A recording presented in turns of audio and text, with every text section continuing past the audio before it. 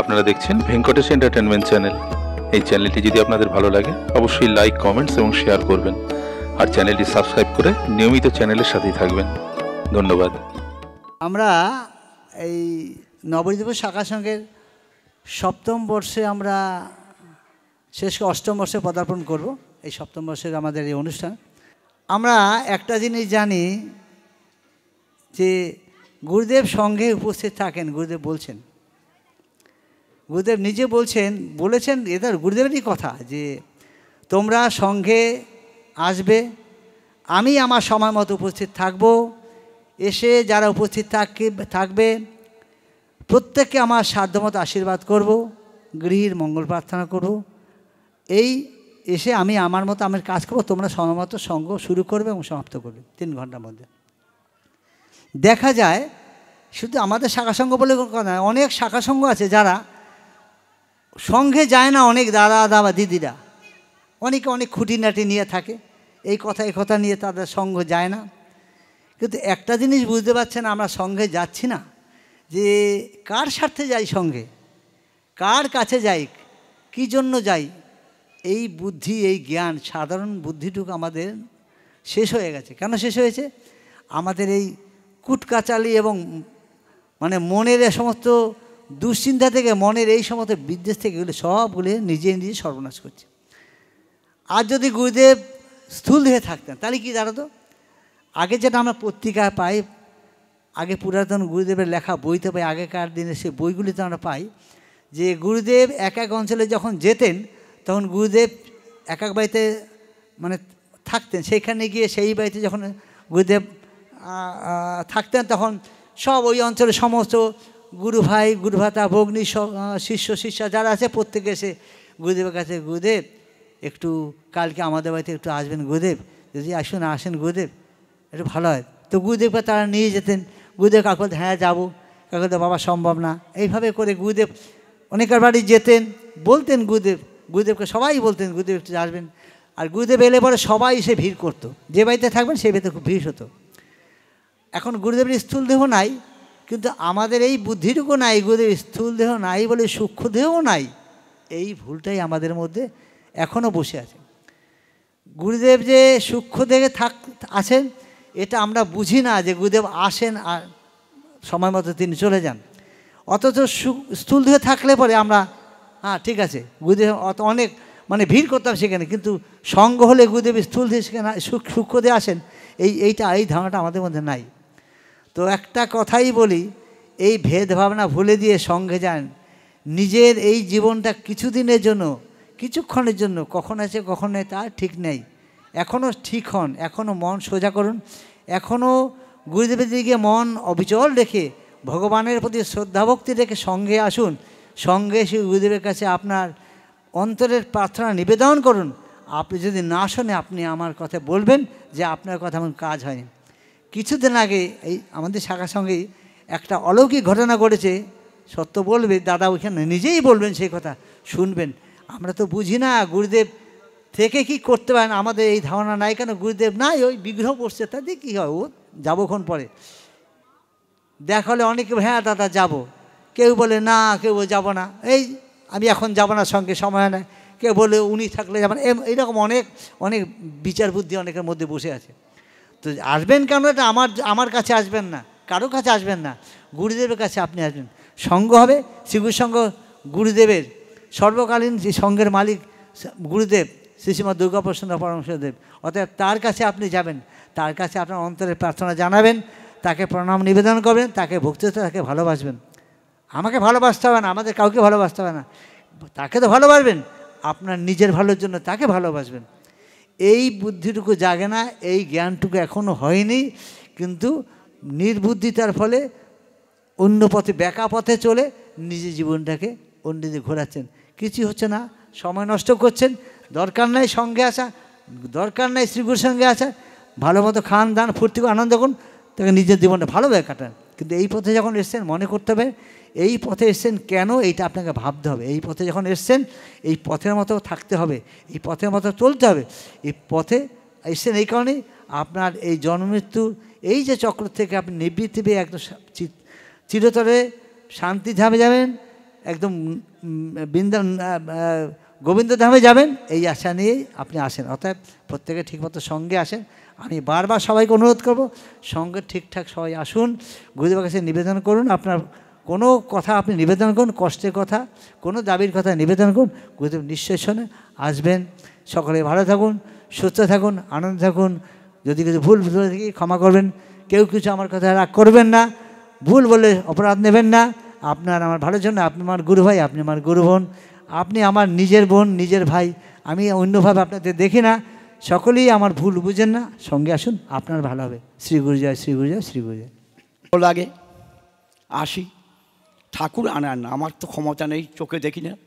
যাই হোক, যখন ঠাকুর এনেছেন কয়েকটা কথা বলার জন্য, গুরুদেব বলেছেন যে ধর্মসভার বাড়ি কোথায়, ধর্মসভার বাড়ি কোথায়। আমরা একটু গীতার দিকে ফিরে যাব। গীতায় ভগবানকে বললেন, নারদ মুনি বললেন, নাহং তিষ্ঠামি বৈকুণ্ঠে যোগিনং হৃদয় নচ মদ ভক্তা যত্র গায়ন্তী তত্র তিষ্ঠামি নারদ। আমি যোগীর হৃদয়েও থাকি না, বৈকুণ্ঠেও থাকি না, যেখানে আমার গুণগান কীর্তন হয় আমি সেখানে উপস্থিত থাকি।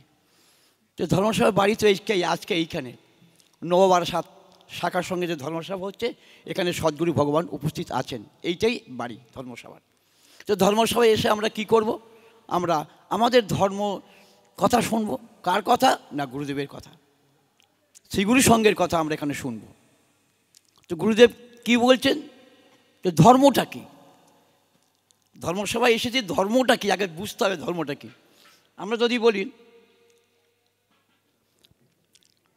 বিদ্যাটা কী, বিদ্যা কী, বলবো যে বিদ্যা তো মানে ওই সিলেট পেন্সিল খাতা কলম, এই বিদ্যা।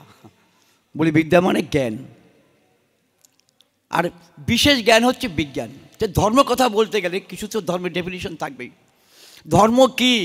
সত্যই ধর্ম, সত্যই ধর্ম, সত্যের উপরে কিছু নেই গো।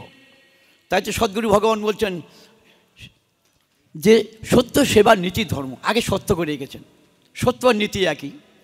উপসঙ্গে গেলে তো আমি সময় পাবো না, তাই বলছেন যে ধর্ম রক্ষতি ধার্মিকা, একমাত্র ধর্ম রক্ষা করতে পারে ধার্মিক ব্যক্তি। তা ধার্মিক ব্যক্তি দেখতে কেমন, তার ব্যবহার কেমন, আচরণ কেমন, এগুলো শাস্ত্রে বলেছেন মহাজনেস্য গতেস্য পন্থা। মহাজনরা যে পথ রেখেছেন আমাদের সেই পথে অনুগমন করতে হবে। আমার গুরুদেব যা বলেছেন আমাকে শুনতে হবে। গুরুদেবের বাইরে আমি কিছু বলতে পারবো না, আমার শোনার দরকারও নেই। কারণ বলা আছে ন গুরুর অধিকং, ন গুরুর অধিকং, ন গুরুর অধিকং। একটু কিছু প্রার্থনায় বললাম, গুরুদেব মহেশ্বর গুরুরেব পরম ব্রহ্ম তস্মৈ শ্রী। গুরু সব অলেই নন, গুরুর উপরে কেউ নেই, গুরুর উপরে কেউ নেই, কাউকে রাখতে পারবো না আমরাও। কারণ গুরু রুষ্ট হলে কৃষ্ণ রাখিবারে নারে, কৃষ্ণ রুষ্ট হলে গুরু রাখিবারে পারে। হ্যাঁ, আমার কথা না, বৈষ্ণব শাস্ত্রে লেখা আছে গুরুর উপরে কেউ নেই, তিনি একাধারে সব, ব্রহ্মা বিষ্ণু মহেশ্বর। তাকে ভালোবাসবো না, কাকে ভালোবাসবো? তাকে ভালোবাসতে পারি না, সে আমাদের মন সেখানে নেই গো। ভালোবাসি স্ত্রী পুত্র নাতি নাতনি সবাইকে, সেখানেও স্বার্থ আছে।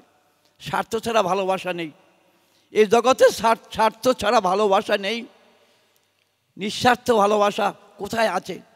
বলেন যে মা আছে, মাকেও নিঃস্বার্থ ভালোবাসায় রাখা যায় না। মায়েরও মনে থাকে ছেলে বড় হলে আয় করবে, চাকরি করবে, দুটো বসে বসে খাবো। যা আমরা বৃদ্ধ হয়েছি। একমাত্র নিঃস্বার্থ ভালোবাসা সদ্গুরু ভগবান, আর কেউ নেই দুনিয়ায়, আর কেউ নেই গো। এই ভালোবাসার কথা একটু আপনাদের বলবো, বেশি সময় পাওয়া যাবে না। এক ব্যাদ, ব্যাদ মানে বোঝেন তো, যারা পশু পাখি শিকার করে, সেই ব্যাদের জন্মটাই এই, ওরা আর কোনো কাজ করবে না। স্বধর্মে নিধনাংশেও পরাধর্ম ভয়াবহ। ও ব্যাদ কিন্তু অন্য কাজ করবে না, ওইটাই করবে, ওইটাই ধর্ম, ওইটাই করবে। তো সে বানে কিছু বিষ মিশিয়েছে, পশু পাখি মারবে তো, যদি পশু মরে যায় তাহলে পশু বাজারে বিক্রি হবে না, ব্যাদটা নিয়ে বিক্রি করবে, তার সংসার চলবে। তাই সেই বানটাকে মারতে গিয়ে, একটা পশুকে মারতে গিয়ে কিন্তু ওই মিস্টেক হয়ে গেল, বানটা একটা বৃক্ষের গিয়ে লাগলো, বৃক্ষের গায়ে গিয়ে লাগলো। ওই বৃক্ষটি সে ওই বানটিকে হজম করতে পারেনি, বিষ আছে তো, যে আস্তে আস্তে বৃক্ষটি শুকিয়ে যাচ্ছে, পাতা ঝরে গেল, ফলগুলো শুকিয়ে পড়ে গেল। আর ওই বৃক্ষের কোটরে একটা শুক পাখি বাস করত, শুক পাখি বাস করত। তো শুক পাখি দেখছে যে বৃক্ষটি তো আস্তে আস্তে পাতাগুলো ঝরে যাচ্ছে, ফলগুলো শুকিয়ে যাচ্ছে এবং আস্তে আস্তে শিকড়টাও নরম হয়ে যাচ্ছে, যে কোনো মুহূর্তে পড়ে যেতে পারে। তাই খাওয়া ছেড়ে দিয়েছে। শুক পাখি খাওয়া ছেড়ে দিয়েছে, বলে আমি আর খাবো না। কেন না, আমার বাবাই কোটরে ছিল, আমার ঠাকুরদা কোটরে ছিল, আমার তালই কোটরে ছিল। আজকে যদি বৃক্ষটি মরে পড়ে যায় তাহলে আমিও মরে যাব। খাওয়া ছেড়ে দিয়েছি, খাবো না। অনশন করছে। এমন সময় দেবরাজ ইন্দ্র এই পথ থেকে যাচ্ছিলেন, দেখছে সব বৃক্ষ তো সতেজ আছে, এই বৃক্ষটি এরকমভাবে অকালে মরছে কেন? কিন্তু মরার কোনো কারণ দেখতে পাচ্ছি না। দাঁড়ালেন, দাঁড়িয়ে দেখছে কি, আহা রে, একটা পাখি কোটরের মধ্যে বসে আছে। পাখি চিনতে পেরেছে এই দেবরাজ ইন্দ্র। পাখি তাকে প্রণাম করলেন, প্রভু যে আপনি এসেছেন। বলছেন হ্যাঁ, তো তুমি কোটরে বসে আছো কেন? এই বনে তো অনেক কোটর আছে, এই বৃক্ষটি এখনই পড়ে যাবে, এখানে চলে যাও, উড়ে যাও, উড়ে যাও, তোমার মৃত্যু হয়ে যাবে। শুক পাখি বলছেন আমি যাব না, আমি মরে যাব, আমি অনশনে আছি। এই কোটরে আমার বাবা ঠাকুরদা সব তাহলে সবাই ছিল, আমি থাকবো, আমার বংশধররাও থাকবে এই কোটরে। জান আমি আমি আমি নিজে বাঁচাবার জন্য আমি উড়ে যাব না। দেখছে বাবা তো নাছোড় বান্দা। হ্যাঁ, বলে চলো তুমি বৃক্ষটিকে এত ভালোবাসো? বলে হ্যাঁ, যতদিন বাঁচবো, আমি যতদিন থাকবো, এই কোটর ছাড়া আমি কোনো চিন্তাই কিছু করতে পারবো না। বলে তুমি একটা বর চাও, তুমি একটা বর চাইবে, যে বর চাইবে আমি তোমাকে সেই বরই দেবো। বলছেন যদি বর দিতে হয় আপনি বৃক্ষটিকে বাঁচিয়ে দিন।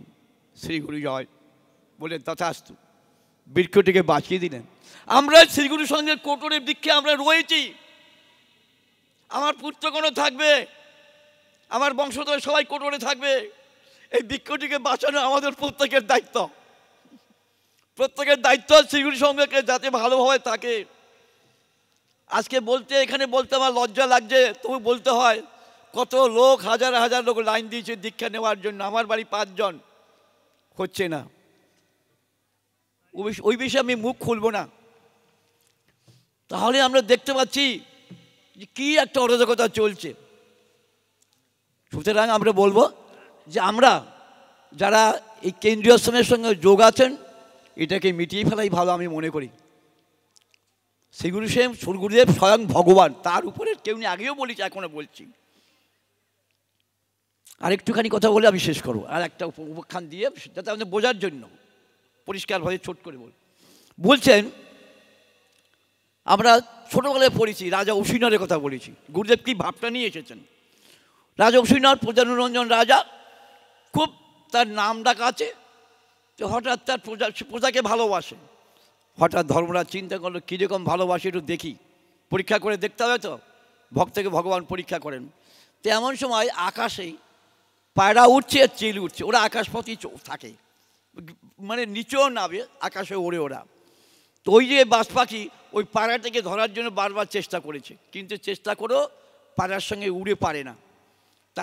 তার ধরার নখের আঁচড়ে পায়রাটা ক্ষতবিক্ষত হয়ে গেল। পায়রাটা নিজের জীবন বাঁচাবার জন্য উশিনরের রাজসভায় গিয়ে পড়ল। উশিনর তখন রাজসভায় বসেছিলেন, পায়রাটির দেহটা ক্ষতবিক্ষত। উশিনর বললো কী ব্যাপার, তুমি এখানে উড়ে বসেছো কেন? যে মহারাজ আমাকে প্রাণটা রক্ষা করুন, আমাকে আপনি রক্ষা করুন, আমি আপনার কাছে প্রাণ ভিক্ষা চাইছি। বলছে এরে রাজসভার রাজ ব্যক্তিদের বললেন তুমি এক কাজ করে পায়রাটিকে শুশ্রূষা করে একটু সুস্থ করে ওটা ধরে দানা টানা দাও। পায়রাটিকে সুস্থ করে অভয় দিল, তোমাকে আমি আশ্রয় দেবো, তোমাকে আমি আশ্রয় ত্যাগ করবো না। পায়রাটি তো বেশ এখন সুস্থ হয়ে দানা ফানা খাচ্ছে। এমন সময় যে বাজ পাখি যে আক্রমণ করেছিল, ও তো পায়রাটিকে খুঁজে দেখতে পাচ্ছে না, আকাশপথে নেই। ভাবলো তাহলে পায়রা এখানেই নিচে নেমেছে। বাজ পাখি সে হাজির হলো, বলছে কি রাজা, এই আমার টার্গেট করেছে আমি খাবো, আমি ক্ষুধা জ্বলছি, আর তুমি ওকে আশ্রয় দিয়েছো, আমাকে দাও, আমি খাবো। বলছে সে তো হয় না বাজ পাখি, তোমাকে তো আমি আশ্রিতজনকে দিতে পারবো না। তুমি এক কাজ করো, অন্য কোনো পাখির মাংস খাও, আমি তোমাকে দেবো। যে পাখির মাংস খাবে। বলে কোনো পাখির মাংস আমি খাবো না, আমি পায়রাটিকে আমি খাবো। আমার এটা খুব মানে আশা আছে, অনেকক্ষণ থেকে চেষ্টা করে ধরতে পারিনি, এখন আপনি আমাকে দান করুন, আমার আমি ক্ষুধার্ত। বলে দেখো তুমি ক্ষুধার্ত হতে পারো, কিন্তু আমি তোমাকে দিতে পারবো না। বলে শোনো এক কাজ করো, সময় কম, যে আমি এই পায়রাটির ওজন যদি আমার মাংস থেকে কেটে দেয় শরীর থেকে, তুমি খাবে তো? বলে মানুষের মাংস ও তো পাওয়া যায় না কোনো দিন।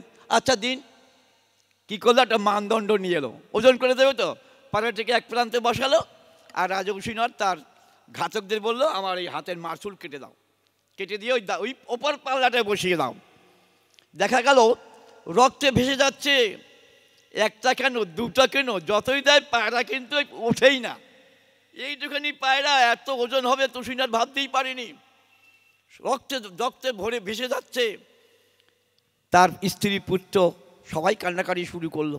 এই থেকে এই ঘটনার পরে কী হলো জানেন তো, সেই স্বর্গে নারায়ণের আসন কেঁপে গেল। এ কি, কোন ভক্ত সেবা দেওয়ার জন্য এইভাবে আত্মহুতি দিচ্ছে? সঙ্গে সঙ্গে কী করলেন, একটা তোমার ওই রথে করে এক কলস অমৃত পাঠিয়ে দিলেন, বললেন যাও এই অমৃত দিয়ে উশিনারকে স্নান করাও, উশিনার স্বর্গে চলে আসবে। তো দেখুন আমরা কার চরণে এসেছি, যদি সঠিকভাবে আমরা সেবা করতে পারি তাহলে আমার গুরু ভগবানের আশীর্বাদ নিশ্চয়ই আমরা পাবো। অত বড় হওয়ার দরকার নাই, শুধু যদি গুরু ভাইকে ভালোবাসতে পারি গুরুদেবের ভালোবাসা অবশ্যই পাবো। শ্রী গুরু জয়, শ্রী গুরু জয়, শ্রী গুরু জয়। একটি বিশেষ ঘোষণা, শ্রী গুরু সংঘ কেন্দ্রীয় আশ্রম গুরুদেবের বাণীর পূর্ণ মর্যাদা দিয়ে কর্মী সংঘ দ্বারাই শ্রী গুরু সংঘ পরিচালিত হোক, এই কথাটি মাথায় রেখে আগামী শুক্র শনিবার অর্থাৎ ফেব্রুয়ারির 2 ও 3 তারিখ শ্রী গুরু সংঘ কেন্দ্রীয় আশ্রম 11-2 দুর্গাপ্রসন্ন পরমহংস রোডে অবস্থিত কেন্দ্রীয় আশ্রমে একটি কর্মী সম্মেলনের আয়োজন করা হয়েছে। যদি আমাদের কোনো গুরুভ্রাতা এবং ভগ্নীগণ মনে করেন সেই কর্মী সম্মেলনে যোগদান করে তার সুচিন্তিত মতামত দিতে পারেন কিভাবে শ্রীগুরু সংঘের কর্মধারাকে অতিবাহিত করা যায়, কিন্তু সেইটি যা নিয়মাবলী আছে সেই নিয়মাবলী অবশ্যই তাকে মান্যতা দিতে হবে। এই কর্মী সম্মেলনে যোগদান করতে পারবেন শাখা সংঘের প্রধান কর্মীর সাথে যোগাযোগ করে তার নাম নথিভুক্ত করিয়ে তার সচিত্র পত্রটি নিয়ে অর্থাৎ যে কোনো একটি আইডেন্টিফিকেশন কার্ড নিয়ে শ্রীগুরু সংঘের থেকে সেই প্রতিনিধি কার্ড সংগ্রহ করে ওই কর্মী সম্মেলনে যোগদান করতে পারবেন। শ্রীগুরু সংঘের যদি আভ্যন্তরীণ কোনো বিষয় ব্যাপার থেকে থাকে সেই সব আলোচনাগুলি মহতী ধর্মসভায় না করাই শ্রেয়। আমাদের শ্রীগুরু সংঘ জায়গা করে দিয়েছে আলোচনা করবার জন্য, তাদের অভিযোগ জানাবার জন্য। আমরা সেইখানে গিয়ে আমাদের অভিযোগ জানাবো যদি কোনো থেকে থাকে। নবহৃদয়পুর শাখা সংঘের 7ম বাৎসরিক মিলন উৎসব। মিলন উৎসবের মানেটা কি? আমরা প্রতি বছর যে ঘরে ঘরে ভাতৃসংঘ মাতৃসংঘ করলাম, একটা বছর ধরে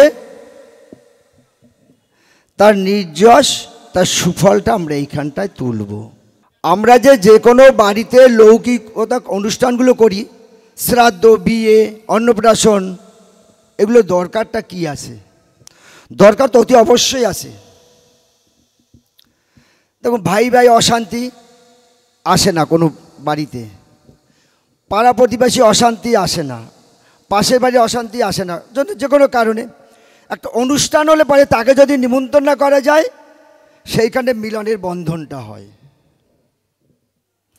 তাহলে আমাদের উৎসবটাও সারা বছর যে 1 বছর ধরে ভাতৃসংঘ মাতৃসংঘ যে করে এলাম, মতের অমিল হতে পারে, সংগঠন চালাদিকে একটু অসুবিধা হতেই পারে, কিন্তু এইখানে যে উৎসবটা যে হবে এইখানটায় তো হাতে হাত মিলে কাজটা করতে হবে। আমাকে অনুষ্ঠানের কথা বলে নাই, কার অনুষ্ঠান? আমি যদি গুরুদেবকে ভালোবাসি কে আমাকে নিমন্ত্রণ করলো আর না করলো, আমি সঙ্ঘের কাজ করব। আগে সঙ্ঘের কর্মী হও। যারা সঙ্গে না যায় তারা কর্মীর যোগ্য নয়। যে প্রতিটা সঙ্গে না যাবে সে কর্মী শিশু সঙ্গে কর্মীর যোগ্য নয়। কর্মীদের লক্ষণ কি, কর্মীদের কাজ কি, আমরা মাঝখানে বলে যাই। আজকে এখানটায় আমাদের দুজন বিশেষ গুরুভাতা রয়েছে, তারা খুব সুন্দরভাবে বলবে, ধর্ম আলোচনা করবে, মধু মধু আলোচনা করবে। আমাদের যার যেরকম আহরণ ক্ষমতা সেই সেরকম আহরণ করব। আমি ধর্ম লাইনে যাব না, আমি কর্মী দিকটা যাব। আশ্রম যেটা নির্দেশ সেইটা। শ্রীগুরুর ব্যতীত একটা গাছের পাতাও নড়বে না, এই বিশ্বাসটা রাখতে হবে। গুরুদেবের বাণীকে মান্যতা দিতে হবে। গুরুদেবের বাণীকে মান্যতা দিতে হলে আশ্রম যাহা বলিবে তাহা আমরা মানিয়া চলিব, গুরুবাক্য শিরোধার্য। তাই আশ্রমের কথায় আমাদের চলতে হবে। কে কি বললো আমার সেটা দেখার দরকার নেই। তাই কর্মীদের লক্ষণ কি, প্রতিটা নিয়ত সঙ্গ সম্বন্ধে চিন্তা করব।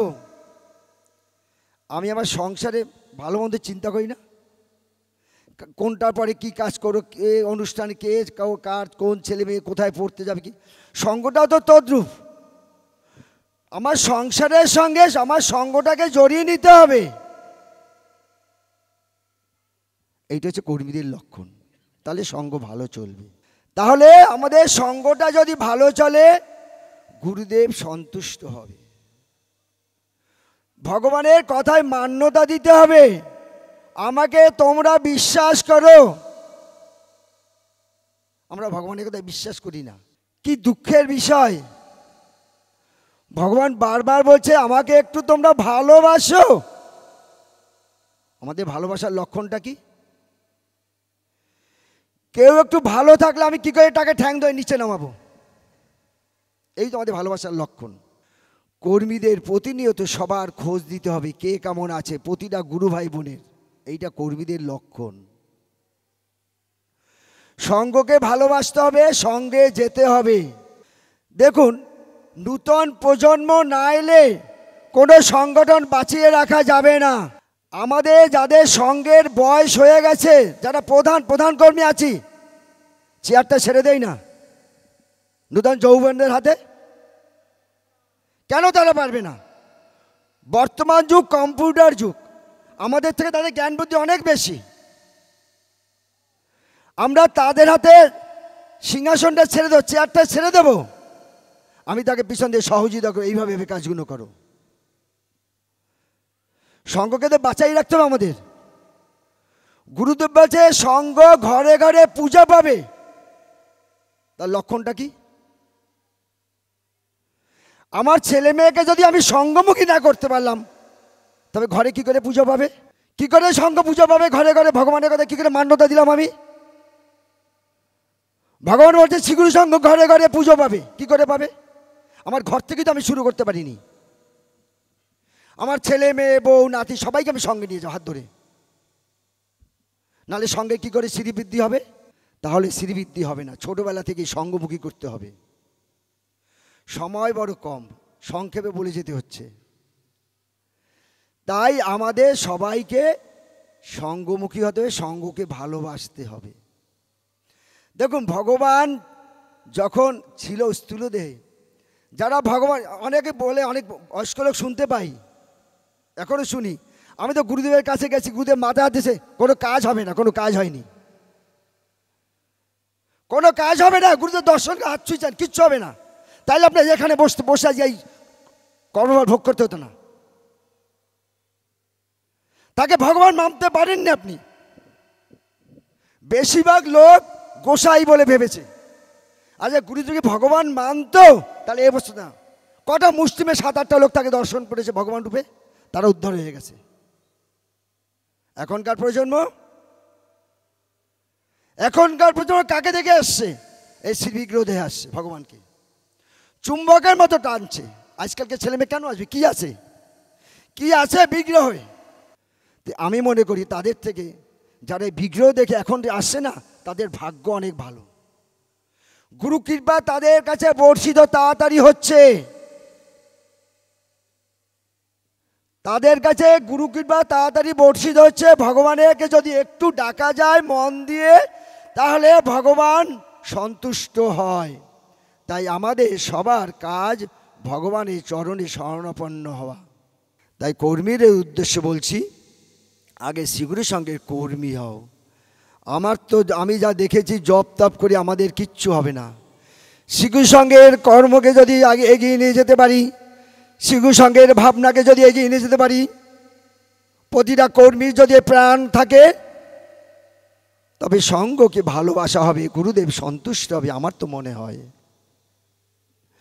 তাই শ্রীগুরু সঙ্গের কর্মী হও, ভগবানের কথাকে মান্যতা দাও, ভগবানকে একটু ভালোবাসো। এই হলো শ্রীগুরু সঙ্গ, আর কিছু না।